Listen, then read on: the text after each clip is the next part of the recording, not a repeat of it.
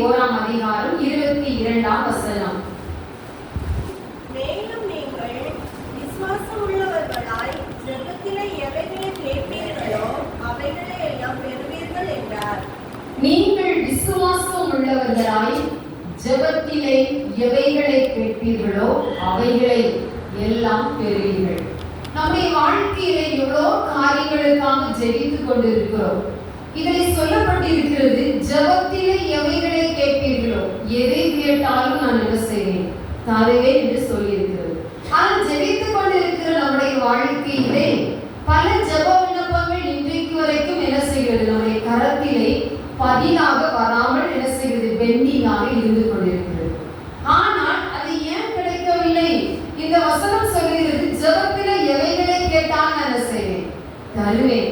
யாக்கோபிலே ஒரு வசனம் உண்டு. என்ன சொல்லியிருக்கிறால், நம்முடைய சொந்த இச்சைகளையும் ஆசைகளையும் நிறைவேற்றுவதற்கு நம்ம விண்ணப்பம் பண்ணினால் என்ன செய்யலாம், நடக்காது என்று சொல்லி யாக்கோபு 4ஆம் அதிகாரத்தில் ஒரு வசனம் காணப்படுகிறது. அப்ப நம்முடைய சித்தத்திற்கும் நம்முடைய ஆசைகளையும் நிறைவேற்றுவதற்கு ஜெபித்தாலும் என்ன செய்யாது, ஜெபம் என்ன செய்யாது, கேட்கப்படாது. அப்ப நம்முடைய வாழ்க்கையில எப்படி ஜெபிக்க வேண்டும்? கர்த்தருடைய சித்தத்தின்படி, கர்த்தருக்கு பிரியமானதுபடி, கர்த்தருக்கு இந்த உலகத்திலே பிடிக்கும் என்று சொல்லி நமக்கு தெரியும். அதன்படி நம்ம ஜெபித்தால் என்ன செய்யும், நிச்சயமாக நடக்கும் என்று சொல்லி நான் நினைக்கிறேன். ஆனால் ஜெபிப்பதற்கு முன்பதாக இதுல ஒரு கண்டிஷன் கொடுக்கப்பட்டிருக்கிறது. ஏன்னா எந்த ஆசீர்வாதங்களையும் வாங்குவதற்கு லெதுவாக வாங்க முடியாது. ஒரு கட்டளை, ஒரு கற்பனை, நியாய பிரமாணம், ஏதாவது ஒன்று என்ன செய்யும், அந்த வசனத்துக்கு பக்கத்திலேயும் முன்னாடியும் பின்னாடி அது என்ன செய்யும், காணப்படும். இதிலே சொல்லப்பட்டிருக்கிறது என்ன கட்டளை என்றால், நீங்கள் விசுவாசம் உள்ளவர்களாய், நம்முடைய வாழ்க்கையிலே விசுவாசம் உள்ளவர்களாய், விசுவாசத்தோடு ஜெபித்தா ஜெபத்திலே நமக்கு என்ன கிடைக்கும், எல்லாவற்றையும் பெற்றுக்கொள்ளலாம். எதையெல்லாம் பெற்றுக்கொள்ளலாம்? அவருடைய சித்தத்தின்படி, அவருடைய விருப்பத்தின்படி.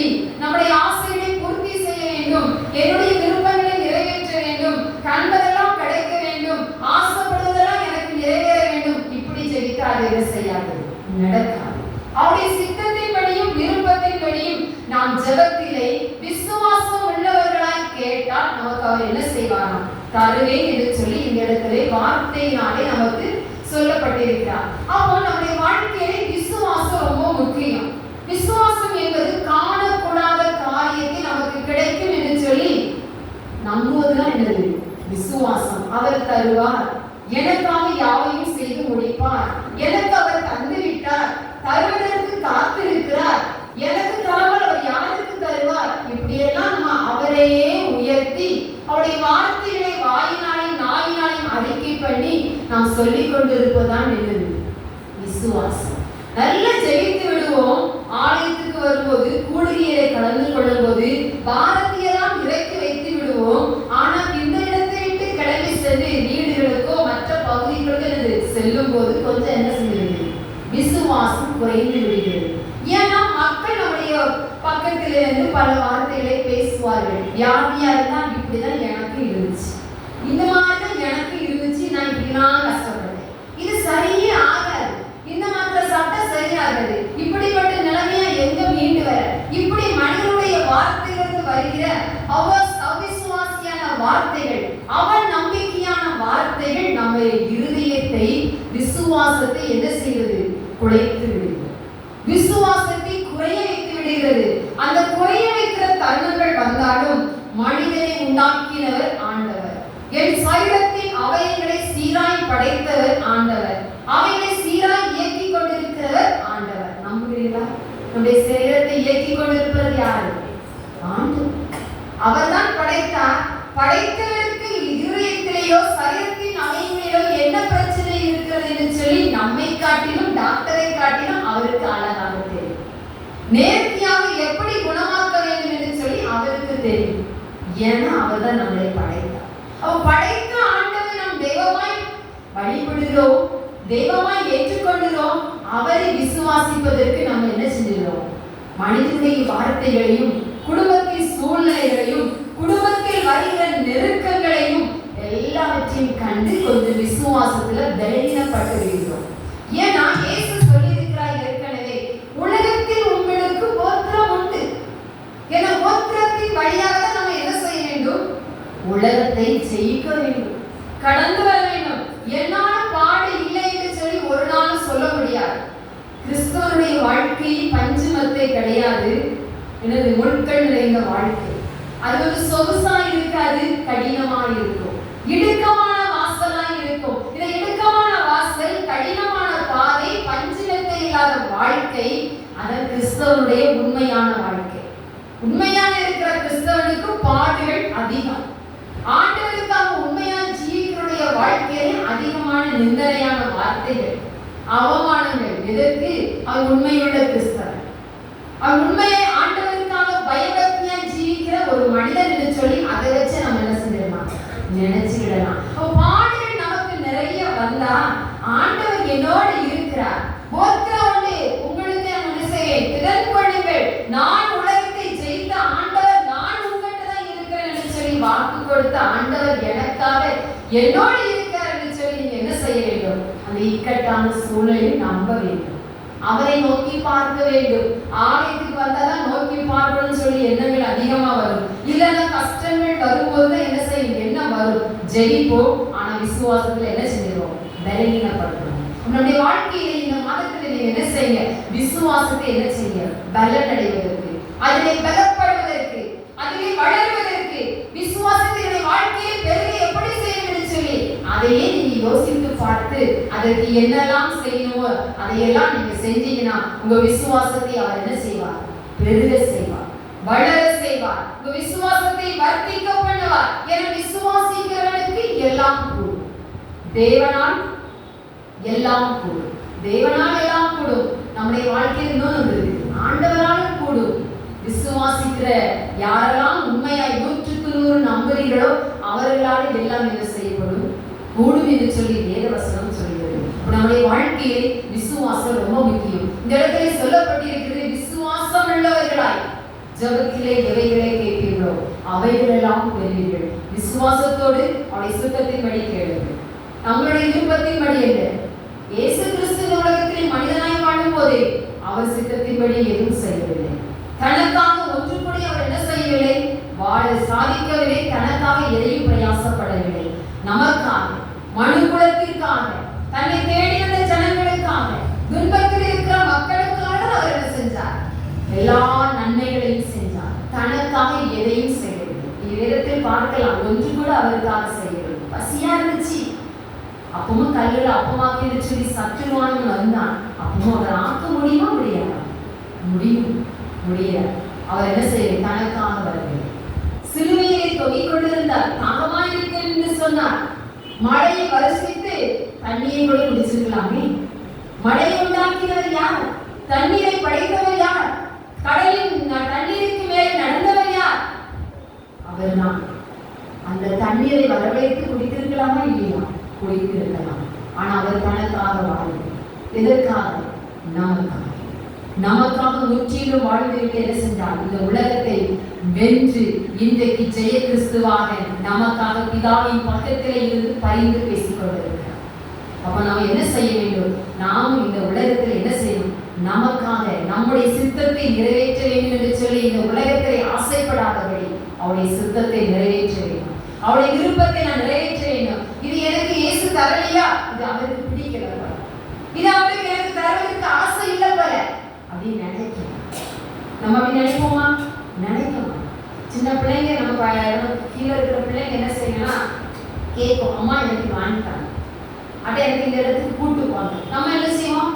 நமக்கு விருப்பம் இருந்தால் நம்ம என்ன செய்வோம்? கூட்டு போவோம். நமக்கு அதற்கேற்ற சில காரியங்கள் இருந்ததை நம்ம என்ன செய்வோம்? வாங்கி கொடுப்போம். அப்படிதானே? கேட்டோன்னு எல்லாம் கொடுத்துருவோமா?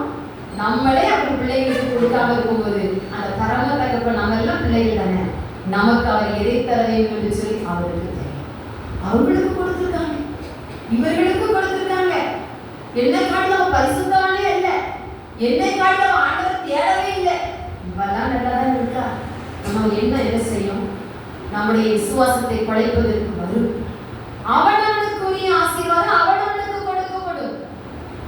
யார் யாருக்கு எப்படி படிக்கணுமோ அது அவருக்கு தெரியும். நம்ம அடுத்தவரை பார்ப்பதற்கு என்ன இல்லை, நம்மளுக்கு எந்த இது இல்லை, தகுதியும் கிடையாது. குற்றவாளி என்று சொல்வதற்கு நம்ம குற்றவாளி என்று தீர்ப்பதற்கு நமக்கு தகுதி கிடையாது. நம்ம ஆண்டவரை மட்டும்தான் பார்க்க வேண்டும். இயேசு கிறிஸ்துவை மட்டும்தான் பார்க்க வேண்டும். அவரிடத்தில் கேளுங்கள், கெஞ்சுங்கள், மன்றாடுங்கள். விருப்பம் இருந்தால் அவர்களுக்கு என்ன செய்வார்? நிச்சயமாக தந்து உங்களை என்ன செய்வார்? கனப்படுத்துவார். வேதத்திலிருந்து ஒரு சம்பவத்தை சொல்லி நான் முடிக்கிறேன். இந்த மார்க் எழுதின சுவிசேஷத்திலே ஒரு சம்பவம் காணப்படுகின்றன. இதில் என்ன சம்பவம் என்றால், இந்த பேதுரு, யோவான், யாக்கோபு இந்த 3 நெருங்கிய சீஷர்களும் இயேசுவோடு என்ன செய்கிறார்கள்? ஒரு மலையில ஏறி அங்கே என்ன செய்கிறார்? ஜெபித்துக் கொண்டிருக்கும் போது இயேசு மறுரூபமாகிறார்.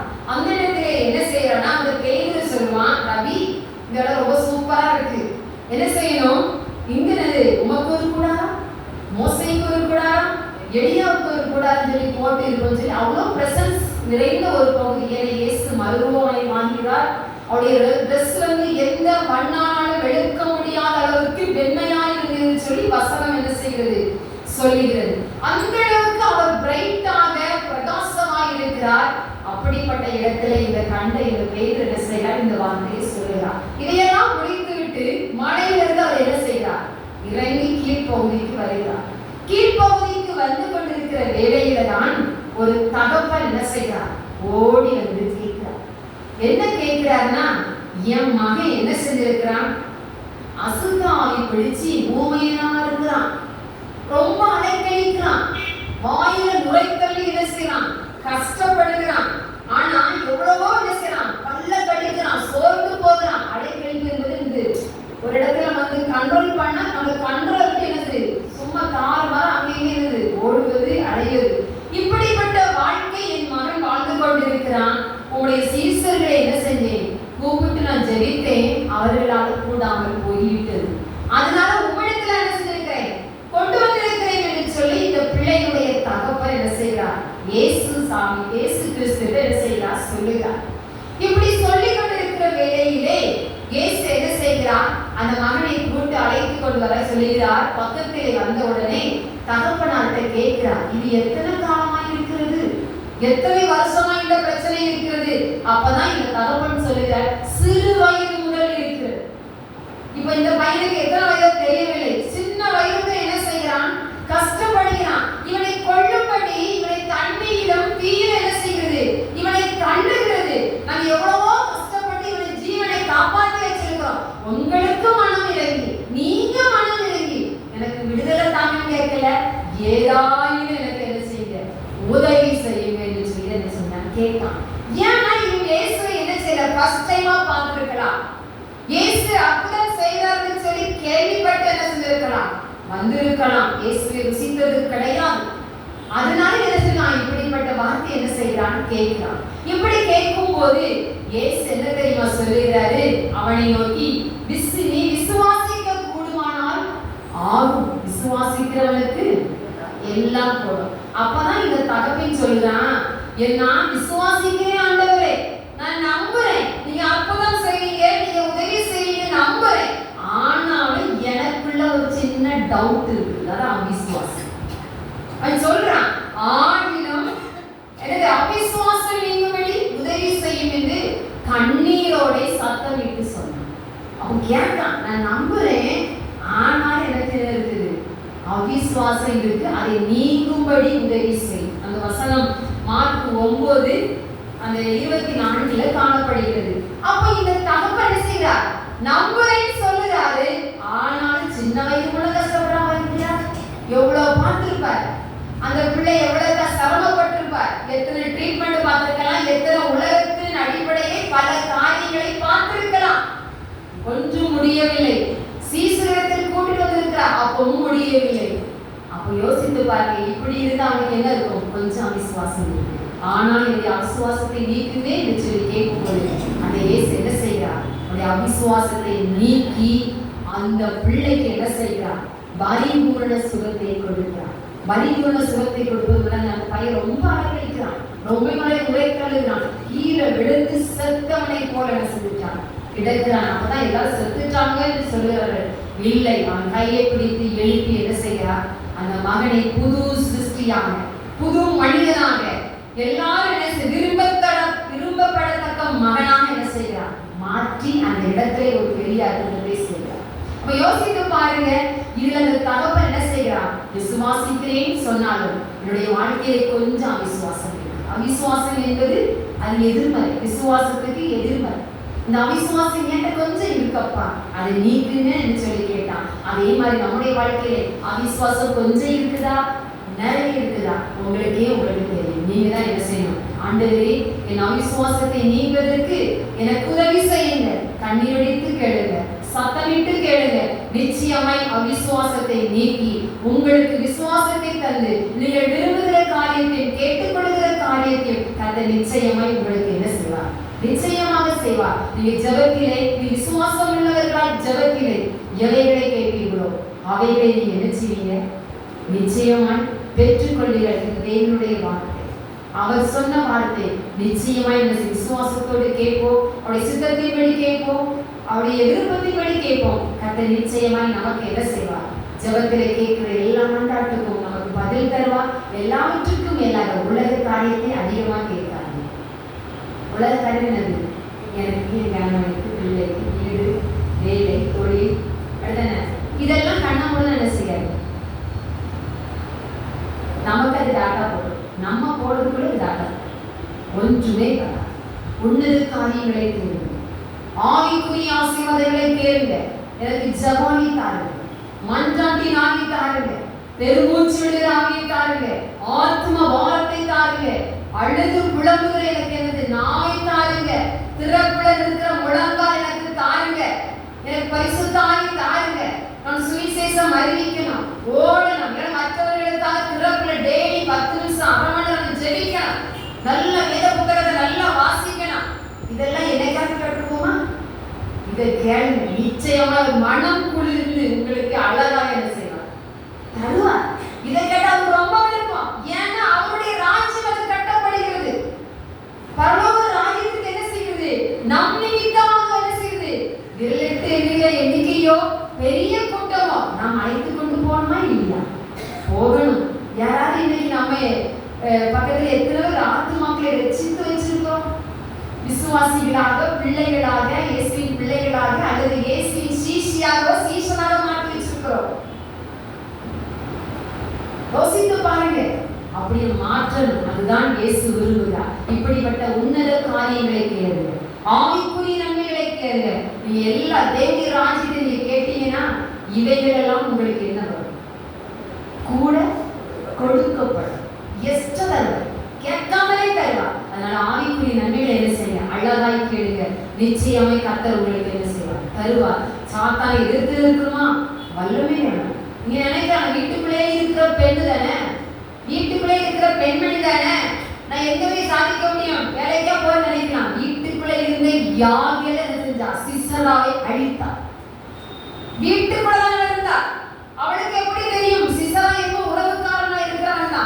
சொந்தக்காரனா. ஆனா சொந்தக்காரனா இருந்தாலும் இவன் எதிரி, இஸ்ரவேல் ஜனங்களை ஒடுக்குகிறான் என்று சொல்லி என்ன செஞ்சா?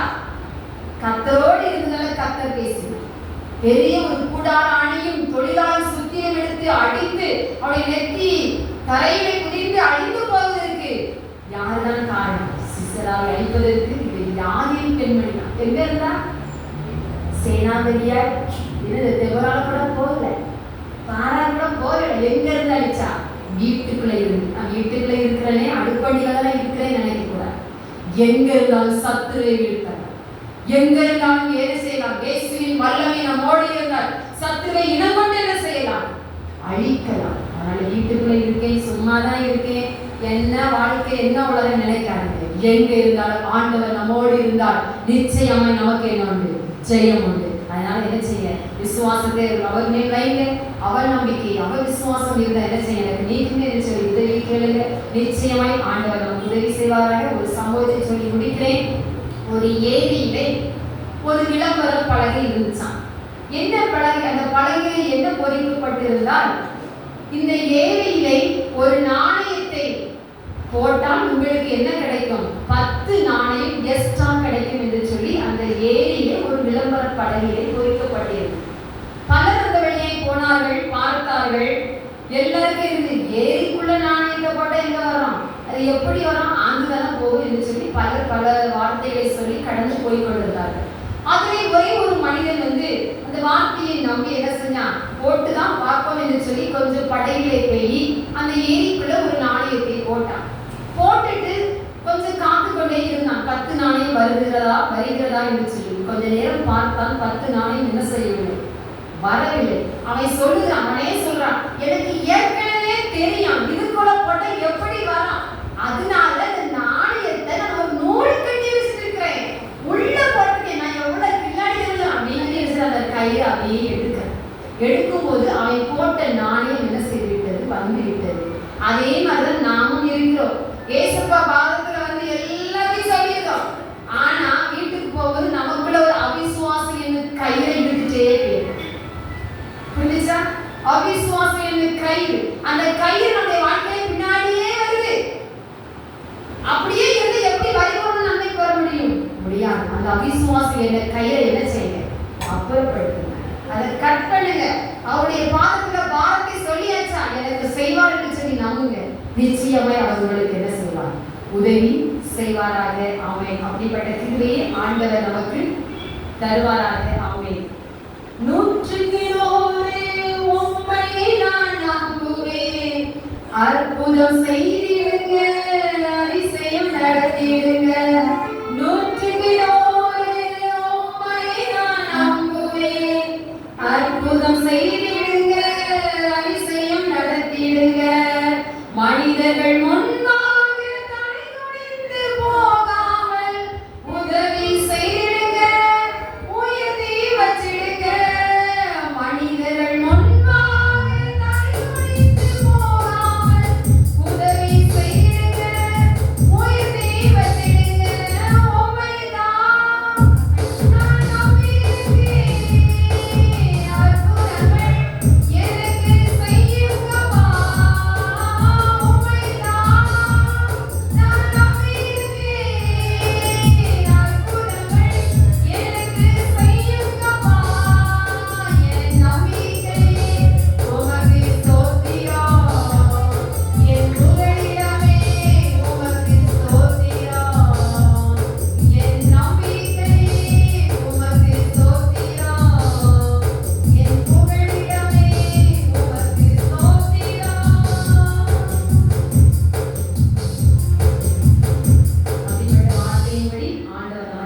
உதவி செய்வாராக.